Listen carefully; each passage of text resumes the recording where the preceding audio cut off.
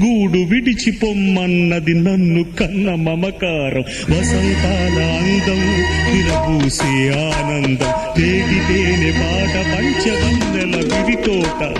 వసంతాల అందం విరబూసే ఆనందం తేగితేనే పాట పంచవన్నెల విరితోట.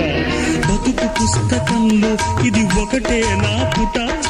మనిషి నడుచుదారుల్లో లేదా ఏ ముళ్ళ బాట.